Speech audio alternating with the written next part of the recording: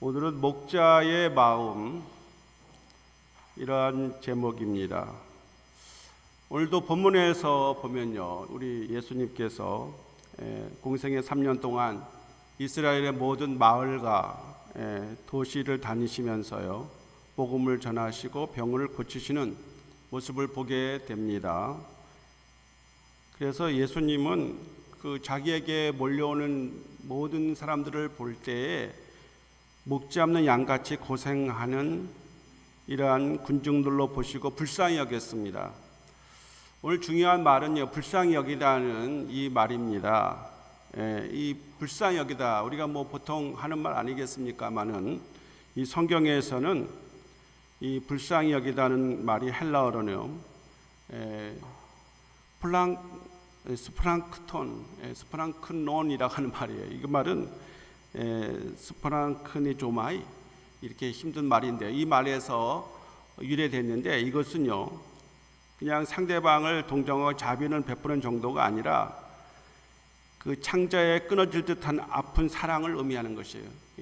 우리가 그 장이 뒤틀리는 아픔과 또 그러한 그 동정을 갖게 되는 것이 이 스프랑크니조마이 라고 하는 이 말이죠. 불쌍히 여긴다, 이 말을 성경에서 이제 하나님에게 쓸 때는 특별한 그 의미가 있는 것이에요.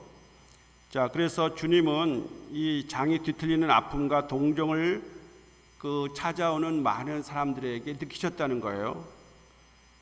자, 주님이 그들에게 오는 이 그 무리들, 그들에게 빚진 것도 없고요, 약점을 잡혀서 그런 것은 아닙니다. 그들에게 어떤 빚도 또 책임도 의무감도 없지만은 그들을 참으로 불쌍히 여기신 거예요. 왜 그랬을까요? 물론 그 당시에 예수님에게 오는 사람들을 이제 볼 때 그들도 가난한 사람들이 많았어요. 그저 노동자들, 하루 벌어서 하루 먹고 사는 사람들이 대부분이었고, 또 병에 걸려 시달리는 삶도 있었습니다. 그리고 로마 시대였기 때문에 억압받는 삶도 많이 있었어요. 하지만 그런 것보다도 근본적으로 문제는 그들에게 참 목자가 없었다는 겁니다. 그들을 위해서 이렇게 옹호해주고 그들을 세워주고 그들을 진정으로 아껴주고 사랑하는 이러한 참 목자가 없었다는데, 예수님이 그들을 보실 때 불쌍히 여기신 겁니다. 우리 예수님은 선한 목자라고 말씀하시면서 요한복음 10장 10절에서 내가 온 것은 양으로 생명을 얻게 하고 더 풍성히 얻게 하려는 것이라. 나는 선한 목자라. 선한 목자는 양들을 위하여 목숨을 버린다, 이렇게 말씀을 하셨습니다. 자, 그래서 여기 지금 예수님이 자기에게 오는 많은 무리들을 생각할 때에, 바라볼 때에 보시면서 목자 없는 양이라, 이렇게 예수님이 한마디로 단정을 지었어요. 자, 목자 없는 양, 여러분 생각해 보신 적이 있습니까?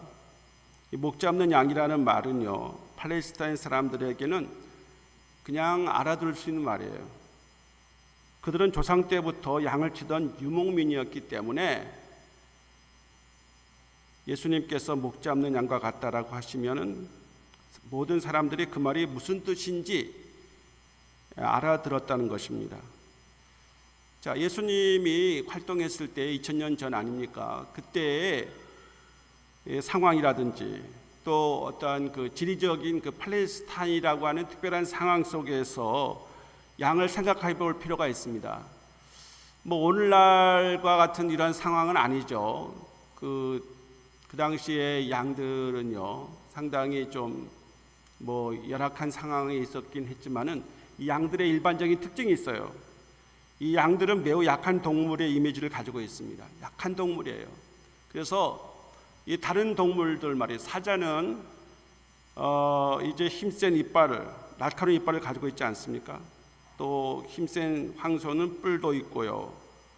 그리고 말은 뒷 발질을 해서 자기를 또 보호하기도 하고, 독수리는 날카로운 발톱을 가지고 있어서 먹이를 사냥하지 않습니까? 그러나 이 양들은요, 자기 자신을 지킬 만한 아무런 그러한 보호 이런 무기가 없어요. 그래서 너무 약해요. 그리고 이 양들은 이 비탈길 이렇게 올라갈 때도 좀 가파르면은 못 올라가서 어떤 때는 그 목자가 이렇게 그 구부러진 그러한 그 막대기로 목을 걸어가지고 이렇게 올리기도 하고요. 또 밑에서 이렇게 밀어야 줘야 올라가고, 또 아주 어린 양들은 어깨에 둘러매고 그 양을 옮기는 거예요. 자, 이렇게 양들은 아주 약한 동물이에요. 보호자가 없이는 스스로 살아갈 수 없어요. 또 겁이 많은 동물이죠. 털이 많기 때문에 시냇물 소리만 들으면 냅다 도망갑니다. 시냇물이 있으면 좋지 않아요? 그러나 그 털이 아주 많기 때문에 그 털에 물이 젖으면 몸이 무거워가지고 다닐 수가 없으니까 물을 무서워합니다. 시편 23편에 보면 우리 예수님이 이제 우리의 선한 목자가 되실 때 목자는 잔잔한 물가로, 쉴만한 물가로 인도한다 그러잖아요. 다 그런 배경에서 나온 겁니다. 이 양들은요, 이렇게 겁이 많아서 아주 누가 모르는 사람이 옆에 가면은 도망가요. 제가 뉴질랜드에 한번 가서 이 공원에 갔더니 오클랜드에 공원에 양들이 있더라고요. 그래서 양이 너무 복스럽게 생겨서 한번 이렇게 다가갔더니 이 슬금슬금 도망가요. 절대 모르는 사람이 옆에 오는 거 허락하지 않습니다. 양들은 겁이 많아서 그래요. 자기의 그 주인 목자 외에는 가까이 하지 않습니다. 자, 그리고 이 양들은 매우 어리석은 동물이죠. 매일 먹는 물인데도 불구하고 매일 먹는 풀을 매일 먹지 않습니까? 그러나 그 풀도 이것이 먹을 수 있는 목초인지 그렇지 않으면 독초인지 이걸 구분을 못해요. 잘못 먹으면 어떻게 탈나지 않겠습니까? 또 자기가 매일 다니던 길인데 그 길을 못 찾아옵니다. 여러분, 소를 키워본 사람들은 그렇게 말해요. 소를 길가에서 잊어버려도 찾다 못 찾아서 집에 와보면 소가 먼저 집에 와서 하고 그렇게 맞이한다는 거 아니겠습니까? 소도 자기 집을 찾아가요. 부위를 압니다. 그리고 개들도 눈을 가려가지고 먼 길 팔려가도요, 그 개들도 자기 집을 어떻게 해서든 찾아와요. 그런데 이 매일 다니는 이 길도 양은요, 그걸 못 찾아다닙니다. 길을 잃어버리죠. 뿐만 아니라 이 양은 겉보기에 깨끗해 보이지만요, 가축 가운데 가장 지독한 냄새를 가진 가장 더러운 동물 중에 하나라는 거예요.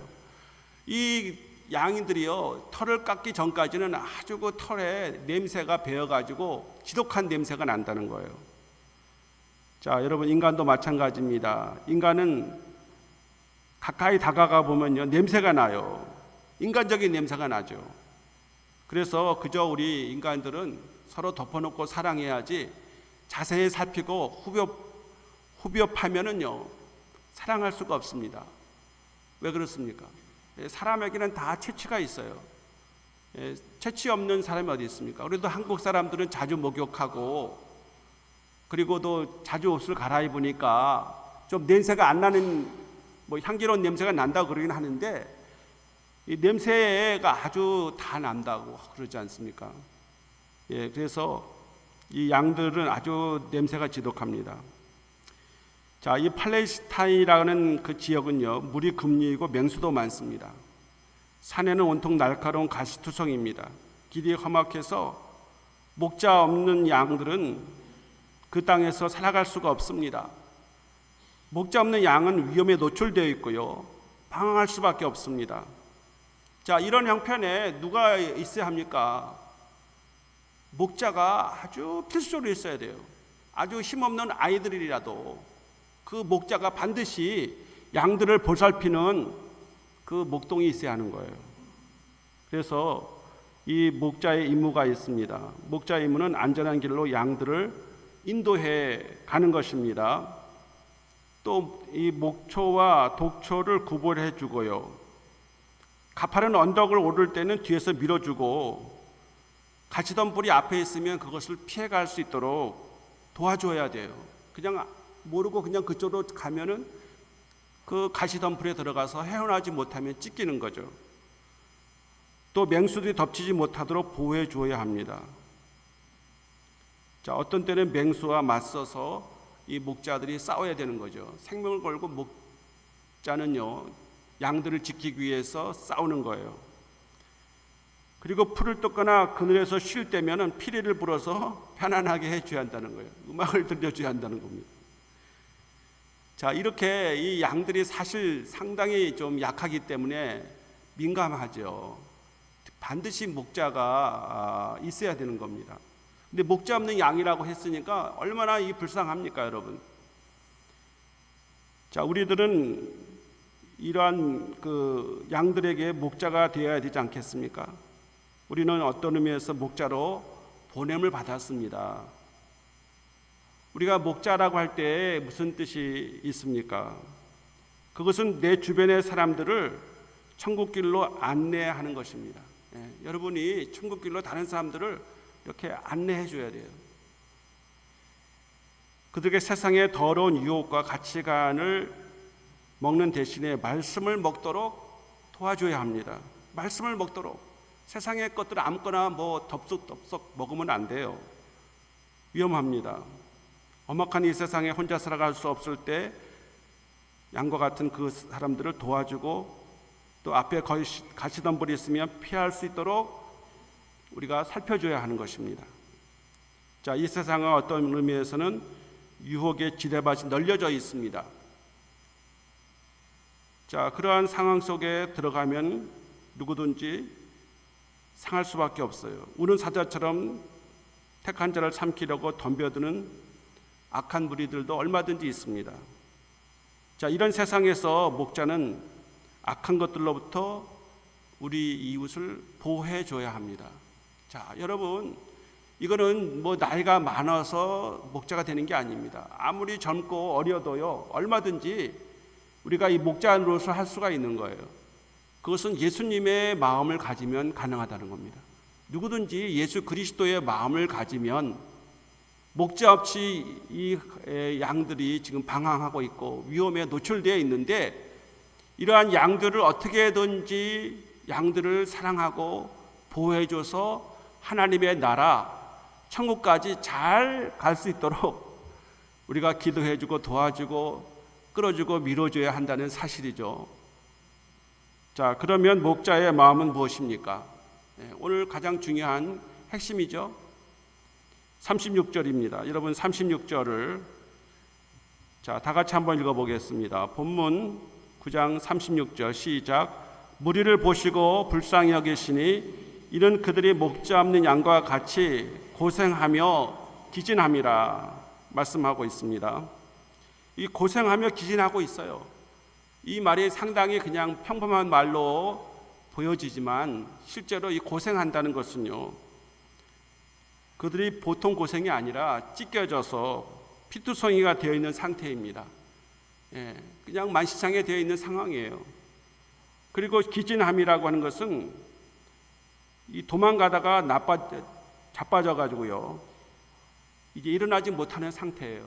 기진에 쓰러져 가지고 그 목자가 와서 이렇게 세워주고 벌렁 누워져 있는 것을 이렇게 제대로 세워줘야 살 수 있는 상황을 말하는 거예요. 고생하고 기진한다는 것이 그 양들의 상황이죠. 특별히 예수님이 사셨던 2000년 전에 로마가 지배하고 있었던 그 상황에서는 대부분의 그 군중들이 오클로스라고 하는 이 무리들이 고생하고 기진해서 찢기고 상하고 자빠져 가지고 일어나지 못하는, 그래서 목자 없는 양과 같다라고 예수님이 말씀하셨고 그들을 불쌍히 여기신 겁니다. 예수님은 자기에게 몰려오는 무리를 방황하는 영혼들로 보시고 불쌍히 여기셨습니다.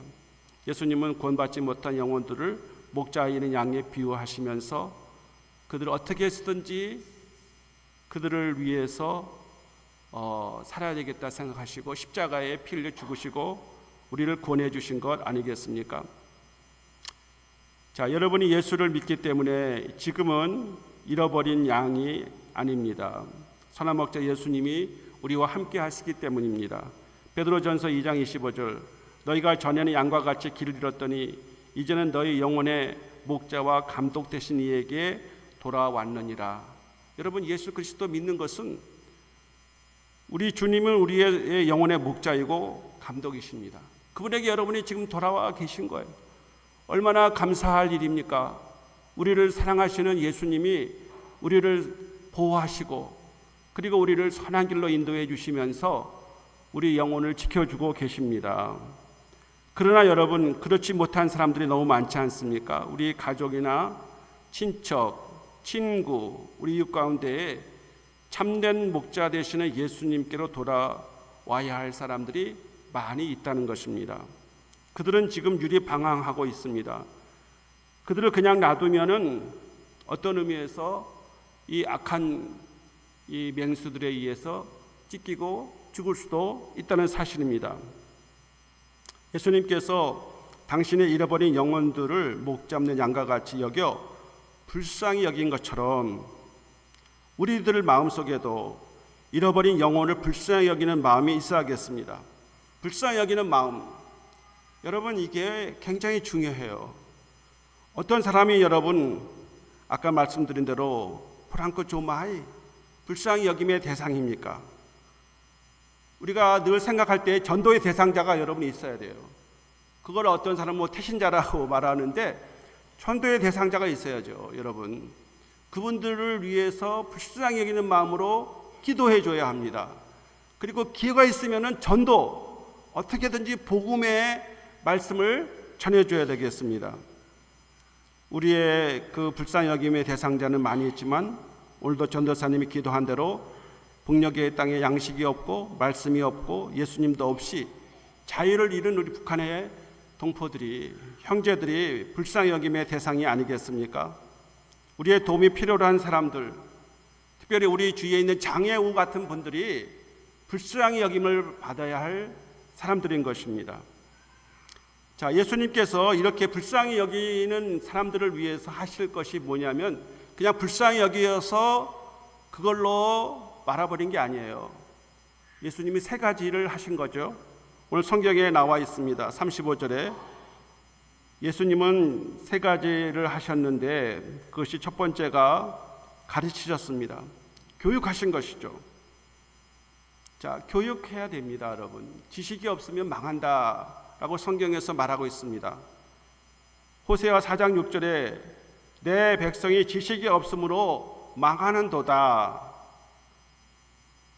내가 지식을 버렸으니 나도 너를 버려 내 제사장이 되지 못하게 할 것이요 내가 내 하나님 율법을 잊었으니 나도 내 자녀들을 잊어버리리라. 이렇게 엄청난 말을 하고 계세요. 지식이 없으면 망하는 겁니다, 여러분. 여기서 지식은 세상의 지식과 학문이 아닙니다. 영원한 생명을 주시는 하나님의 말씀인 성경을 말하는 것이에요. 성경을 예수님은 가르치셨습니다. 천국 복음을 가르치지 않았습니까? 그래서 예수님은 천국 시민으로 살아가는 법을 가르쳐 주신 거예요. 천국 성민으로 하나님의 백성으로 이 땅에서 우리가 사는 날 동안 살다가 이상 떠나갈 때 하나님의 나라 천국으로 가야 하지 않겠습니까? 얼마 전에 그런 얘기가 저도 들었어요. 저희 집사람이 가면서 그 조혜련이라고 하는 탤런트 있지 않습니까? 이분이 요즘에 성경을 가르치고 있어요. 성경 전도사가 되어가지고요. 그 어머님을 전도했어요. 그 어머님은 53년 동안 일변 종교를 믿었어요. 일년 정종이라고 하는 그런 그 신앙을 했는데, 그래서 이 조혜련이가 그 재혼을 했는데 예수를 잘 믿는 신랑을 만난 거예요. 그래서 이 조혜련이가 더 예수를 제대로 믿게 됐어요. 그래서 성경을 연구하면서 성경을 전하는 전도사가 된 거예요. 그런데 자기 어머니가 예수를 안 믿는 거예요. 근데 마침 미국에서 자기를 이렇게 성경을 강사로 하니까 간증해 달라고 그런 일이 있어서 그 어머니가 최복순이라는 어머님인데 연세가 꽤 들었어요. 그래서 어머님을 모시고 이제 갔어요. 어머니 이번 좋은 기회니까 미국 뉴욕에 가서 같이 구경도 하고 또 이렇게 하자고 하니까 어머니가 솔깃하고 갔습니다. 사유를 같이 갔는데 그 호텔에 미국의 많은 교회 그 건물들은 뭐 앞에 이 건물은 뭐 하나님이 함께 하신다 이런 문구도 써 있고 또 어떤 방에는 십자가도 걸려져 있는 방이 있다고 그래요. 근데 마침 들어갔는데 이 어머니가 십자가가 걸려 있는 방에 들어간 거예요. 그래서 저 십자가 좀 띄워줘야 잠을 자겠다고 했지만은 그렇게 할 수 없다 그러니까 할 수 없이 밤에 잠을 못 자고 끙끙거리다가 결국 밤을 이렇게 새었어요. 자지를 못하고. 그래서 그 다음날 이제 딸이 이제 교회 가서 간증을 하니까 그 간증 들은데 마음이 편안치가 않은 거예요. 마음이 막 오그라들고 그 조연이가 보니까 엄마의 표정이 죽어지거라. 이건 뭐 사는 게 아니에요 지금. 그래서 엄마가 안 되겠다. 딸이 예수를 믿는데 나도 이제 예수를 믿어야지. 믿는 사회를 맞이했으니까 어떻게 할 수 없다. 그래서 자기에 있는 그 불교적인 그런 모든 그거를 다 이제 거기 갖다 주고, 그 다음에 딸 따라서 예수를 믿게 되었어요. 교회를 나오게 되었습니다. 근데 이분이요, 교회에 나오면서 성경을 읽기 시작했어요. 그 새롭게 하소서에 나오는 간증이에요. 새롭게 하소서에 나오는 간증인데 이분이 1년에 성경을 12번을 읽었어요. 한 달에 한 번씩 읽었습니다, 여러분. 근데 이분이 제대로 걷지를 못했어요. 제대로 걷지를 못하고 부축을 해 걷고 그러는데 어느 날 성경을 이독을 했을 때 하나님이 밤에 새벽에 찾아와서 3시쯤에 야 복순아 일어나라. 그래서 일어났습니다. 마루에 나갔어요. 야 걸어라. 걷지를 못하는데 어떻게 걸었습니까 하니까 그래도 걸어. 그래서 이 어머니가 걷기 시작을 했어요. 마루에서. 그래서 자다가 그 아들이 나와가지고 어머니 이 어쩐 일입니까? 깜짝 놀래가지고 자녀들이 성경을 이독하니까 걷게 되었어요.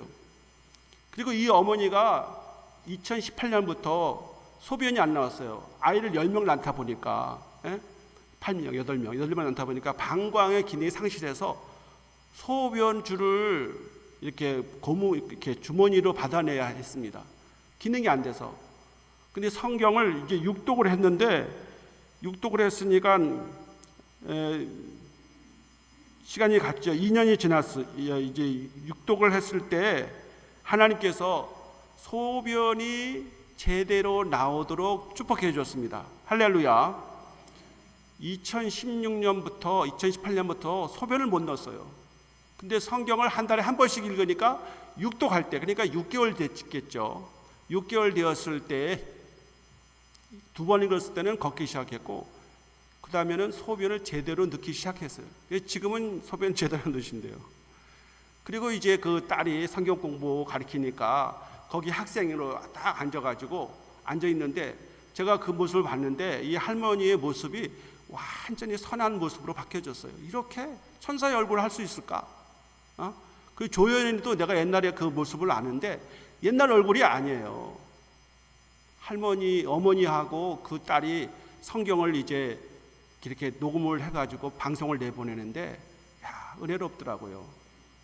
제가 갈라디아서 1장의 내용을 한번 설교한 적이 있는데 그때 그 은혜를 받았어요. 다른 복음은 없다는 내용을 조연이가 하고 있더라고. 그래서 제가 그걸 제가 이제 카톡에다 해가지고 그걸 봤어요. 근데 어머니가 전도된 거예요, 어머니가. 근데 병이 나왔어요. 성경이 있다가. 여러분 성경을 읽으시기 바랍니다. 성경 공부를 하시기 바랍니다. 누가 가르쳐 준다고 하면 반드시 거기 가서 좀 배우세요. 아무데나 가지 마시고 성경을 제대로 배우시기를 축복합니다. 복음을 전파하셨어요, 예수님. 복음은요, 인생의 모든 문제 해결해 주신 예수 그리스도의 능력입니다. 간혹 이런 질문들을 하시는 분이 있어요. 세상에서 모든 조건을 구비한 멋진 사람이 있지만 예수님을 믿지 않습니다. 그래도 당신은 부럽습니까? 이렇게 물어보면 뭐라고 그래요? 한번 그렇게 되어봤으면 좋겠다라고 말합니다. 예수는 안 믿지만 그렇게 좀 되어봤으면 좋겠어요. 이렇게 말하는 사람이 있어요. 그러나 아니죠. 그렇게 되면 안 되는 겁니다, 여러분. 그러한 사람은요, 그 부러움의 대상이 아니라 부끄러움의 대상이에요. 우리 예수님 보시기에 불쌍히 여기는 사람의 대상이니까 그 사람은요, 부끄러운 것입니다. 그런 사람을 우리가 부러워할 이유가 없어요. 자, 우리가 이 세상에 살아가면서 많은 사람들이 구제도 하고 봉사도 많이 합니다. 그러나 그것이 사랑인 것보다는요, 복음을 전하는 것이 진정한 이웃을 사랑하는 사랑인 것을 아시기 바랍니다. 여러분, 다른 사람에게 참 말하기 어렵지만은 예수를 믿으라고, 진짜 예수를 믿어야 당신이 삶이 변화되고 하나님의 그 나라 천국에 가지 않겠느냐고 복음을 전하시기 바랍니다. 예수님은 자기에게 오는 모든 사람들을 불쌍히 여기셔가지고 복음을 전하신 겁니다. 예수님은 고치셨습니다. 치유하신 것입니다.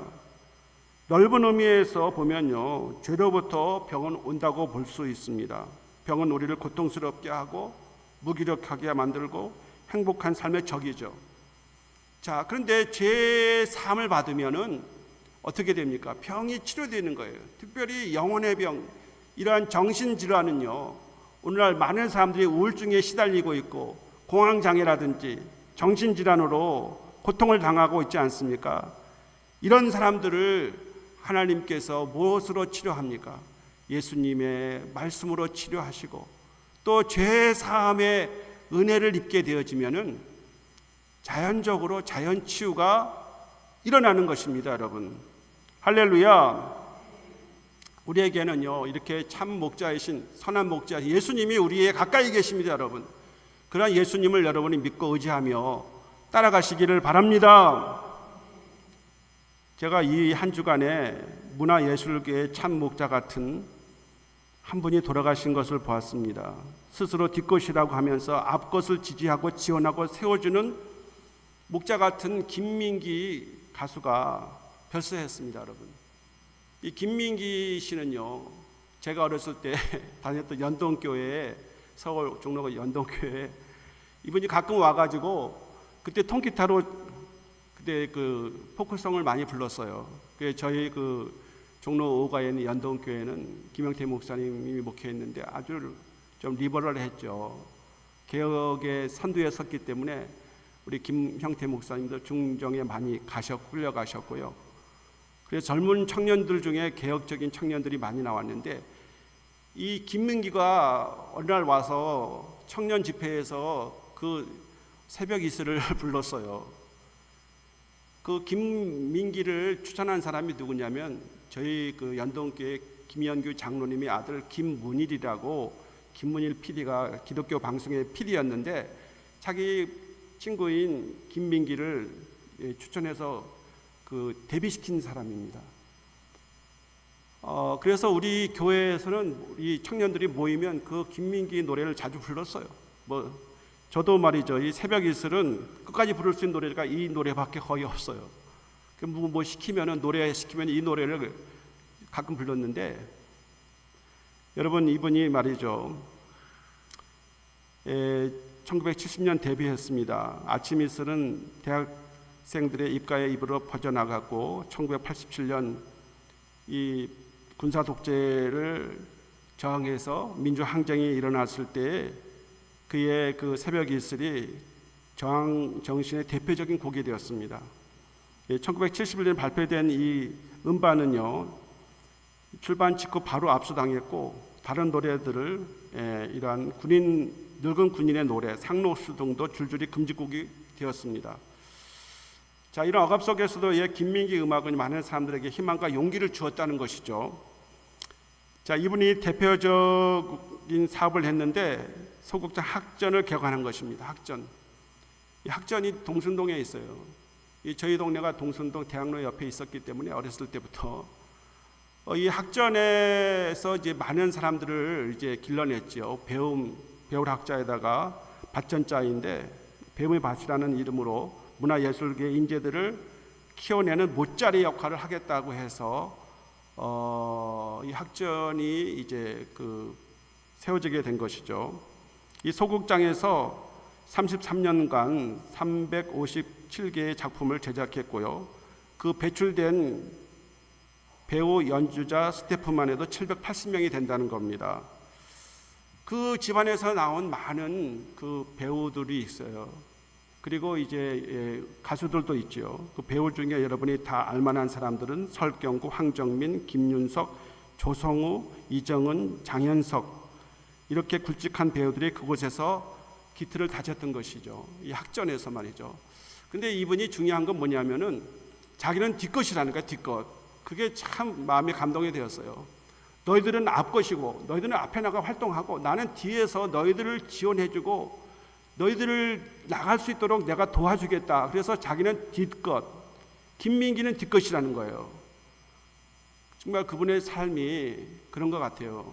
제가 김동건이라는 그분 유명한 분 있지 않습니까? 그분하고 김민기가 30년 전에 그 KBS의 스페셜에 나와가지고 11시에 그때 나와 대화한 거를 처음부터까지 다 봤어요. 김민기를 알고 있지만은 도대체 이 친구는 어떻게 살았는지, 정말 아주 그분이 겸손하게 살았더라고요. 예수 믿는 사람들이 살면 이렇게 살아야 된다고 생각될 정도로 김민기가 어떤 신앙생활을 했는지는 모르겠어요. 그러나 저희는 어렸을 때 그분의 노래가 하나님이 이러한 분을 사용하시는구나 라고 하는 생각이 들 정도였습니다. 여러분, 제가 오늘 그분의 말씀 드리는 것은 그분이 목자적인 정신으로 문화 예술계에 일을 했기 때문에 이러한 분들을 귀하게 여기는 거 아니겠습니까? 사랑하는 성도 여러분, 우리는요 이 세상에 목자 없이 방황하는 양들이 얼마나 많이 있는지 우리가 눈을 들어 잘 살펴봐야 되겠습니다.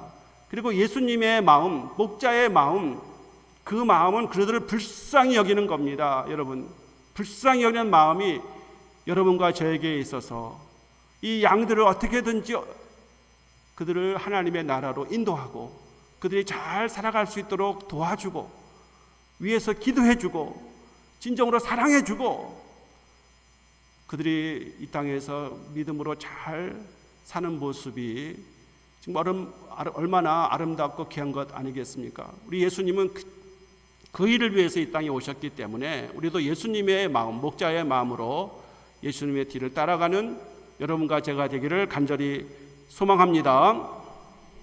하나님 아버지 감사합니다. 우리에게 예수님의 마음, 목자의 마음을 주시옵소서. 예수님은 양같이 고생하는 군중들을 보시고 불쌍히 여겼습니다. 아버지 하나님, 우리에게도 불쌍히 여기는 마음, 스프랑크니 조마이, 이 귀한 마음을 주시옵소서. 예수 그리스도의 이름으로 기도합나이다. 아멘.